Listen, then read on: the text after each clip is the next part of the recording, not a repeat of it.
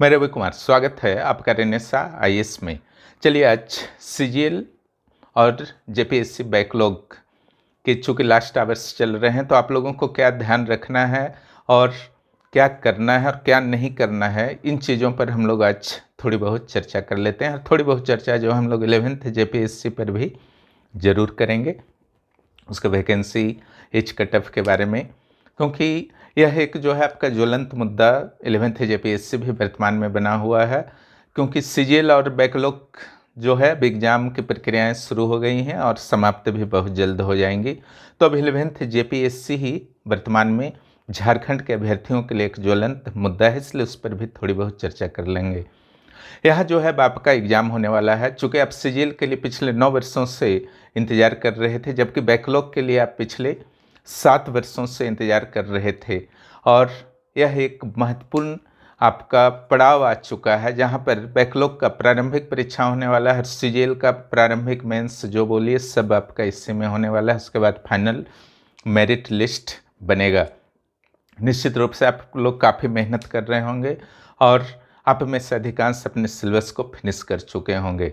तो अब क्या करना है लास्ट आवर में, इसका विशेष रूप से ध्यान दीजिए। पहला चीज़ तो यह ध्यान देना है कि आप लोगों को नर्वस किसी भी हालत में नहीं होना है ना।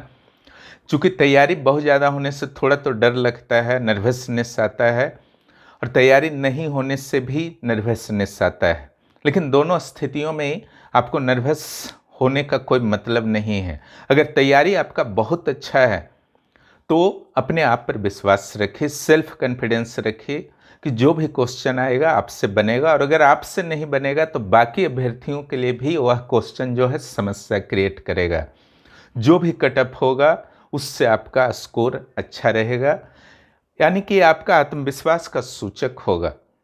और अगर तैयारी आपने काफ़ी मेहनत से किया है पिछले वर्षों में तो फिर डरने की बात नहीं है। आत्मविश्वास से रखिए, आत्मविश्वास अपने आप में रखिए, लेकिन अनावश्यक चर्चा करने से घर परिवार दोस्तों के बीच बचें कि आप कुछ बहुत ही अच्छा तैयारी कर चुके हैं, बहुत ही अच्छा आपका स्कोर होने वाला है।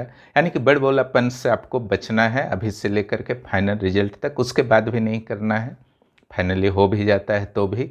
और बाय द वे आपकी तैयारी बहुत अच्छी नहीं हो पाई है, उसके चलते आप नर्वस हैं, तो भी नहीं होना है। पहला इस चीज़ को ध्यान रखिए कि अब एग्ज़ाम तो आ ही चुका है और एग्ज़ाम तो देना ही है। अगर तैयारी आपकी नहीं हुई है तो कुछ ना कुछ गलतियां रही होंगी, या समय आपको कम मिला होगा, कोई भी कारण रहा होगा किसी भी कारण से, तो उसको जो है आपको मूल्यांकन करना है और एक अच्छे अभ्यर्थी की तरह आपको एग्ज़ाम में बैठना है। वहाँ क्वेश्चन को वॉच करना है, वहाँ पर देखना है कि आपका जिस स्टैंडर्ड का आपने तैयारी किया उस आधार पर आपके कितने स्कोर हुए। अगर आप बैकलॉग वाले हैं तो फिर 11th जेपीएससी में वह काम देगा, वर्तमान में नहीं तैयारी हो पाई तो 11th जेपीएससी में वह काम देगा अनुभव। इसीलिए एक बेस्ट एक्सपीरियंस वहाँ पर जा कर के ज़रूर लीजिए। नर्वस हो कर के न एग्ज़ाम छोड़ना है और न ही इस एक्सपीरियंस से वंचित होना है। क्लियर। यहाँ पर जो आपको ध्यान देना है, जो आपका मजबूत पक्ष है उसको रिवीजन जरूर करके जाइए, फास्ट रिवीजन कीजिए। और जो आपका वीक पक्ष है, दुर्बल पक्ष है, जहाँ पर कुछ नहीं अब हो सकता है, उसको छोड़ दीजिए। क्लियर। और लिटरेचर पर, सीजीएल वाले लिटरेचर पर विशेष ध्यान दीजिए, लेकिन लिटरेचर के भी कमज़ोर पक्षों को आप छोड़ सकते हैं। इसके अलावा कंप्यूटर, मैथ, रीजनिंग, ये 3 सेक्शन में 100% स्कोर करने का प्रयास कीजिए। कंप्यूटर में अगर आपने प्रैक्टिकल वगैरह नहीं किया हुआ है तो 4-5 क्वेश्चन को भूल ही जाइए कि वो आपसे बनेगा, लेकिन 14-15 क्वेश्चन बनेगा अगर अच्छे तरीके से आपने स्टडी किया है। और बाकी सेक्शन में आपको जो झारखंड का जीके है उस पर जो है फुल कमांड आपको करना है। और साइंस अगर कमांड आपका है तो ठीक है, 20 क्वेश्चंस वहाँ से भी आने वाले हैं। जितना कमांड है उसको करके जाइए। अब बैकलॉग वाले जो हैं सीएनटी एसपीटी पर विशेष ध्यान दीजिएगा अगर आपकी तैयारी है ना। अगर तैयारी नहीं कर पाए हैं तो सीएनटी एसपीटी तो लास्ट में, चूँकि 4-5 दिन बचे हुए हैं एग्जाम में, तो विशेष कुछ होगा नहीं।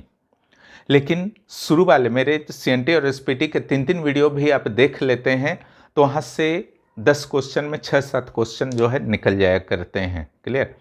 यानी कि इसके इन दोनों एक्ट के आपको सारे पार्ट्स, आर्टिकल रेंज और उससे रिलेटेड सब्जेक्ट्स पर भी अगर कंट्रोल है तो भी कुछ मार्क्स सेंटे एसपीटी में आप अर्न कर सकते हैं। और एक बात, जो सीजीएल और बैकलॉग दोनों पक्षों को ध्यान में रखना है। करेंट अफेयर्स कब तक पढ़ें, यह हमेशा से एक अनसुलझा प्रश्न रहता है, क्योंकि झारखंड के आयोग की कोई गारंटी नहीं होती है कि कब तक का दे। क्लियर? इसलिए जो यहाँ पर एक मानक के रूप में मैं आपको बता रहा हूँ, जिसको ज़रूर आप लोग फॉलो करने का प्रयास कीजिएगा। पढ़ लिए हैं तो बहुत अच्छी बात है, और करेंट अफेयर्स में जिनको भी दिक्कत है वो जुड़ सकते हैं। करेंट अफेयर्स वहाँ पर कलेक्शन बहुत बेहतर तरीके से है, Jharkhand national, international, economic, sports, etc। लेकिन कब तक पढ़ने का जहाँ तक बात है तो इसका उत्तर सिंपल सा है कि झारखंड का जितना अधिक आप पढ़ सकें, 5-6 वर्षों का भी पढ़ते हैं तो आपको नुकसान नहीं देगा। बजट और आर्थिक समीक्षा सिर्फ लेटेस्ट पढ़ना है, लेकिन अब लास्ट आवर है और जितना आप पढ़ चुके हैं उसको ज़रूर रिवीजन कीजिए। जो लास्ट में आप रिवीजन करना चाहते हैं, पिछले 1 साल के कुछ महत्वपूर्ण करेंट अफेयर्स को झारखंड का ज़रूर देख लीजिए। जो 1 साल के आपके करेंट अफेयर्स होंगे वो करेंट अफेयर्स होंगे, और उससे पहले वाले जो करेंट अफेयर्स होंगे वो क्या हो जाएंगे, ट्रेडिशनल झारखंड जीके में चले जाएंगे, जो 40 क्वेश्चन के आने वाले हैं। और बैकलॉग में तो एक पूरा पेपर ही आपका होगा, झारखंड पेपर 2, है ना। और नेशनल इंटरनेशनल की जहाँ तक बात है तो 6 मंथ का, लास्ट 6 मंथ का जो है ज़रूर आपको देख लेना है। जहाँ तक नेशनल इंटरनेशनल करंट अफेयर्स की बात है तो पिछले 1 साल का ज़रूर, 6 मंथ का ज़रूर देख करके जाइए, और जिनका 1 साल का फिनिश है वो सेफ पोजीशन में है।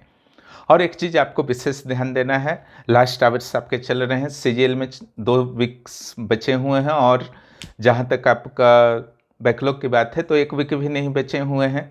सोशल मीडिया से दूर रहिए, क्योंकि झारखंड के अधिकांश यूट्यूब चैनल्स जो हैं ऐसी स्थिति में है कि कुछ भी पेपर में आता है तो उसको र्यूमर्स बना करके नकारात्मक वे में प्रस्तुत करने का प्रयास करते हैं ताकि ज़्यादा से ज़्यादा व्यू मिले, तो आपका भारी नुकसान हो जाता है। अगर 1-2 दिन भी अभी वर्तमान में आप डिस्टर्ब हो जाते हैं तो यकीन मानिए कि आप हजारों कैंडिडेट से पीछे हो जाएंगे, है ना। आप घर में रह के आपको लगता है कि चलो एक दिन नहीं पढ़ें तो क्या हुआ, लेकिन अगर आप अच्छी तरीके से ईमानदारी पूर्वक इसका विश्लेषण करें तो एक दिन आप स्टडी नहीं करते हैं तो हजारों ऐसे कैंडिडेट आपसे आगे चले जाते हैं जो आपके अपेक्षा ज़्यादा बेहतर तरीके से उस दिन का प्रयोग उन्होंने किया है। क्लियर? तो सोशल मीडिया को मैनेजमेंट अब करना है, बेहतर होगा आप दूर रहिए। कुछ भी नोटिस देखना है, जेपीएससी और जेएसएससी का साइट है ही, इधर उधर भटकने की ज़रूरत नहीं है। और जेपीएससी या जेएसएससी में जब तक यह नहीं कहा जाता है कि एग्ज़ाम नहीं होगा, किसी की बात पर भरोसा नहीं कीजिए और सिर्फ अपने फाइनल रिवीजन पर ध्यान दीजिए। और एक चीज़ जो विशेष रूप से ध्यान देना है दोनों एग्ज़ाम्स के अभ्यर्थियों को, जब आप एग्ज़ाम हॉल को जाते हैं, है ना, वहाँ पर बाहर में एग्ज़ाम से पहले बाहर में अनावश्यक चर्चा से बचें। एग्ज़ाम के बाद अपना चर्चा कीजिए, बातचीत कीजिए, कोई दिक्कत नहीं है। एग्ज़ाम से पहले किसी भी हालत में अनावश्यक चर्चा से आप बचें, वाद विवाद से बचिए, है ना, क्योंकि वह दिमाग को डिस्टर्ब कर सकता है। थोड़ा सा रिजर्व रहिए, एग्ज़ाम हॉल में थोड़ा सा रिजर्व रहिए। एग्ज़ाम हॉल में अगर आप बेहतर मैनेजमेंट करते हैं तो जितना आपने पढ़ा है उसमें तो अब कुछ प्रिपरेशन में कुछ हेड ऑन होने वाला है नहीं, लेकिन उसी में से आप अपना बेस्ट दे करके 4-5 क्वेश्चंस का उत्तर बेहतर कर सकते हैं। दिमाग को अगर हल्का सा भी डिस्टर्ब कर लीजिएगा तो 4-5 क्वेश्चन डाउन हो सकता है। इट मीन्स जो टोटल नुकसान होगा आपका 10 क्वेश्चन तक का हो सकता है। तो एग्ज़ाम हॉल मैनेजमेंट भी ज़रूरी है। एग्ज़ाम हॉल में जो भी ओएमआर सीट आती है वहाँ पर बहुत सावधानी पूर्वक एक लाइन भरिए, 2 मिनट ज़्यादा ही लग जाए, गलती कहीं नहीं होना चाहिए, कटिंग नहीं होना चाहिए, क्योंकि आजकल पेन से भरा जाता है। ओएमआर से रिलेटेड कोई भी गोला को आपको गलत तरीके से, गलत कलर से नहीं भरना है। यानी कि जो भी आपके एडमिट कार्ड में इंस्ट्रक्शन दिए हुए हैं, ओएमआर में इंस्ट्रक्शन दिए गए हैं, उस पर आपको पूरी तरीके से विश्वास करना है। इन्विजिलेटर्स का सामान्य रूप से देखा गया है झारखंड के एग्ज़ाम्स में पर्याप्त ट्रेनिंग नहीं हो पाती है, तो अगर वो कुछ बता रहे हैं तो कई बार इन्विजिलेटर्स के द्वारा अंदाज से कुछ बता दिया जाता है। जो भी आपको इन्फॉर्मेशन भरना है OMR में, वो आपके एडमिट कार्ड पर उपलब्ध रहता है, या OMR पर या आंसर शीट पर। इन तीनों में कहीं ना कहीं ज़रूर होगा, वहाँ आप खोजिए, निश्चित रूप से आपको मिल जाएगा और उसके अनुसार जो है आपको वर्क करना है। इसका ध्यान दीजिएगा। इट मीन्स टेक्निकल फॉल्ट मत कीजिए, अन्यथा सारे चीज़ ठीक ठाक होते हुए भी आप रिजल्ट से बाहर हो सकते हैं। इसका सावधानी तो आपको रखना होगा। और JPSC बैकलॉग वाले जैसे ही आप लोग एग्ज़ाम देते हैं, 22 तारीख से आप रेनेसा इससे 4 GS पेपर्स के लिए जुड़ सकते हैं। अगर आपको आवश्यकता लगे गाइडेंस की तो निश्चित रूप से जुड़िए। यहाँ लिटरेचर वर्तमान में नहीं हो रहा है, लेकिन चारों GS पेपर मेंस के लिए अच्छे तरीके से हो जाएंगे। उसके पूरी तरीके से अपडेटेड नोट्स तैयार हैं। क्लासेस आपके बहुत ही फास्ट गति से चल रहे हैं। और CGL वाले 28 जनवरी और 4 फरवरी को देने के बाद जिनको JPSC की तैयारी करना है वह भी जुड़ सकते हैं। और वहाँ पर आंसर राइटिंग प्रैक्टिस भी चलते हैं, हालांकि वहाँ पर सीट्स जो होते हैं लिमिटेड होते हैं। वहाँ पर एक भी आंसर ऐसा नहीं होता है जो अनचेक्ड रहता है, और एक स्टूडेंट्स का बहुत बेहतर तरीके से और विस्तृत तरीके से मूल्यांकन होता है, इसलिए स्टूडेंट्स को वहाँ पर लिमिट रखा जाता है। और 11th JPSC के लिए कुछ हम लोग चर्चा कर लेते हैं। चूँकि वैकेंसी से रिलेटेड जो सरकारी पक्ष की बाधाएं थी वह तो अब समाप्त हो चुकी हैं। उस समय कहा जा रहा था कि 20 जनवरी तक आपके वैकेंसी आएंगे, हालांकि उसके बाद पेपर में कुछ भी ऐसा न्यूज स्पेशली नहीं आया है कि वैकेंसी कब आएंगे। इसलिए आपको यहाँ पर इंतज़ार तो करना ही होगा कि पेपर में जब तक कि कुछ कन्फर्मेशन नहीं आ जाता है, लेकिन वैकेंसी जल्द आएंगे यह निश्चित है। प्लस जहाँ तक एज कटअप पर काफ़ी लोग टेंस हैं। रूप से जितने भी एग्जाम्स आप देख रहे हैं सारे में तो 2019 रखे गए हैं। हाल ही में पुलिस से रिलेटेड भी कुछ आया था, तो अधिकतम उम्र सीमा के लिए 1 अगस्त 2019 रखा गया है। तो जो भी आपका मार्केट में न्यूज आ रहे हैं कि 2023 या 2024 रखा जाएगा, वह आपका न्यूनतम उम्र सीमा के लिए ही न्यूज है। और अधिकतम उम्र सीमा के लिए क्या रखा जाएगा, इस संदर्भ में अभी तक कुछ भी क्लियर नहीं है। लेकिन CGL CDPO का जो एक वैकेंसी आया था, प्लस सिपाही से रिलेटेड जो वैकेंसी और कुछ वैकेंसी जो है हर जगह 1 अगस्त 2019 आपका रखा गया है जनरल एग्जाम्स में। तो इसमें भी पूरी संभावना है कि 2019 से 1 अगस्त ही रखा जाएगा। 17-18 आपका रखा जाएगा या नहीं, यह पूरी तरीके से सरकार की इच्छा पर निर्भर है और आपके प्रयास पर निर्भर है। क्लियर? इसीलिए आप लोग जिनका भी इस रेंज में 2019 से 2024 तक में जिनका भी चांस बन रहा है, आप लोग अपनी तैयारी को, प्रारंभिक परीक्षा की तैयारी को शुरू कर दीजिए। और जिनकी प्रारंभिक परीक्षा की तैयारी ठीक ठाक है, मुख्य परीक्षा की तैयारी को भी शुरू कर सकते हैं। और एक मुद्दा और उठता है कि सेल्फ स्टडी से हो सकता है नहीं, 100% हो सकता है, लेकिन उसके लिए समय चाहिए, है ना। और तब हो सकता है जब आप में कॉन्फिडेंस हो कि हाँ मैं सेल्फ स्टडी से भी कर सकता हूँ, आपको भरोसा हो, घर में कोई गाइडर इस तरीके के हों जो आपको थोड़ी बहुत गाइड करते रहें कि आप जो हैं सही चल रहे हैं। क्योंकि सेल्फ स्टडी के दौरान बहुत सारी गलतियाँ होती हैं। इतना भी अब समय नहीं है 11th JPSC में कि सेल्फ स्टडी के दौरान आप गलतियाँ करें फिर वापस आएँ, तब तक जो है एग्ज़ाम ही समाप्त हो जाएगा। एक ऑफलाइन ऑनलाइन क्लासेस के संदर्भ में तो दोनों ऑप्शन बहुत बेहतर है, कोई दिक्कत नहीं है। लेकिन आपके पास एक तो समय की अब कमी है, 6-7-8 महीने अब बचे हुए हैं मुख्य परीक्षा में। इस स्थिति में क्या आप 5 घंटा क्लास करके खुद को मैनेज कर पाएंगे?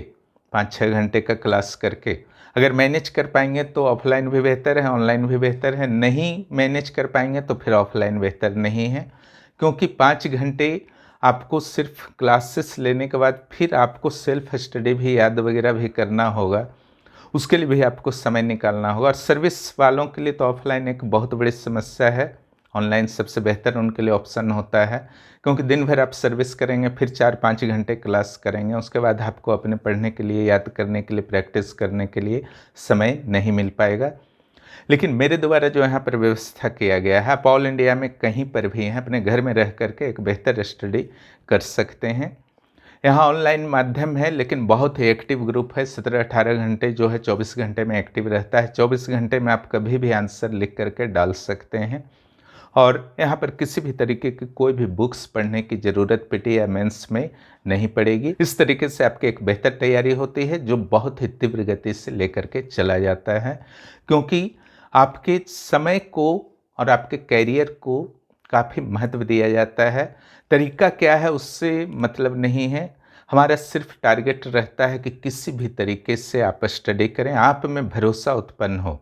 अगर आप मेहनत करते हैं तो आप में भरोसा उत्पन्न हो कि आप सिविल सेवा को क्लियर कर सकते हैं, क्योंकि ऑफलाइन हो, ऑनलाइन हो, सेल्फ स्टडी हो, अंडर गाइडेंस हो, सबका उद्देश्य एक ही होता है कि किसी तरीके से फाइनल लिस्ट में हमारा नाम आ जाए।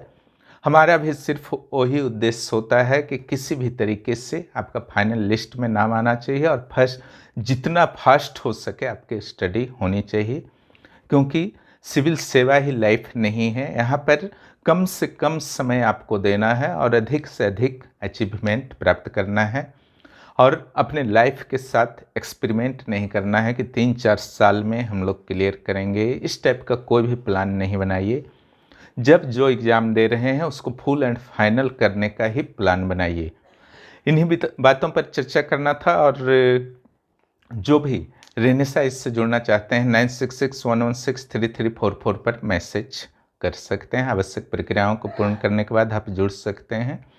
जो भी इस चैनल पर नए हैं चैनल को सब्सक्राइब करें और दोस्तों को भी इस चैनल के बारे में ज़रूर बताएं।